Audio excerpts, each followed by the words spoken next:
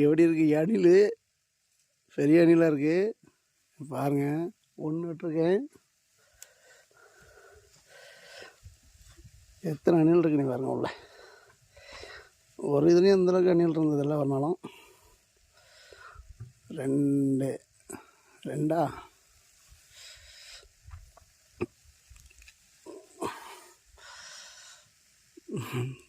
3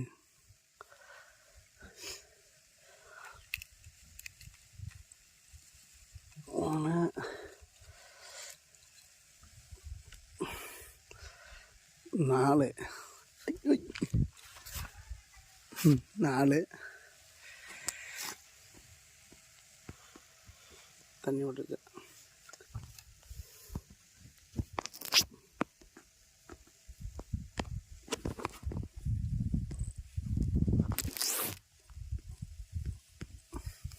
இல்லையா இன்னொன்று எங்கே இருக்குது பாருங்க. இந்த இருக்கு 5 அணில். இது என்னன்னா 2 தாய் வந்து குட்டி போட்டிருக்கு. இது ஒரு பேர். இந்த சைஸில் ஒரு பேர் இருக்குது. அப்புறம் அதோட குட்டியாக ஒரு பேர். அதனால் இதில் 5 அணில் இருக்குது. இது இன்னும் கண்ணு முழிக்கலை. அதெல்லாம் கண்ணு முழிச்சு பெருசாகிடுச்சு. நான் என்ன பண்ண போகிறேன்னா, எப்போவும் எடுத்து போகலான்னு பார்ப்போம். இன்றைக்கி அப்படியே வச்சுருவோம். வீட்டுக்கு கொண்டு போனால் 1 வாரம் 2 வாரம் இருந்துட்டு செத்து போயிடுது. அதனால் அங்கேயே வச்சுட்டு போயிடும். அழகான குட்டீஸ்.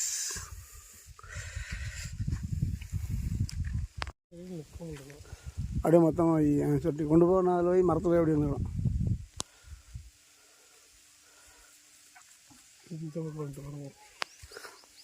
வெளியே வந்துட்டு அப்படியே கொண்டு போவோம். இந்த மரத்து மேலே வச்சுருவோம். அதில் வச்சு நெல்லி மரத்தில் அதில் கரெக்டாக அந்த கவமாக இருக்கலாம். கவமாக இருக்கிறத வச்சு விடும். அணில் சவுண்டு விட்டுச்சுன்னா தாய் வந்து எடுத்துகிட்டு போயிடும். அங்கே இந்த இடத்துல இதில் அப்படி உட்காந்துக்கலாம். அதுக்கப்புறம் அது அந்த அணி வந்தால் அந்த கண் முழிச்சது தான் வரும். அது என்ன தொங்கிக்கணும். ஓகே, சேஃப் ஒரு இடத்துல வச்சிட்டோம். தாய் வந்து எடுத்துகிட்டு போயிடும். இல்லைன்னா 2-3 அணில் வந்து பெருசாக தான் இருக்குது. அது பொழைச்சிக்கும். 2 அணில் மட்டும் கண்ணு திறக்கணும். அது தாய் வந்து எடுத்துகிட்டு போயிடும். தேங்காய் வட்டம் வந்த இடத்துல இது மாதிரி அடிக்கடி இந்த மாதிரி அணில் கூடுகள் விழும். ரொம்ப குஞ்சுங்கள்லாம் இருக்கும். இன்றைக்கி நல்லா பெரிய குஞ்சு.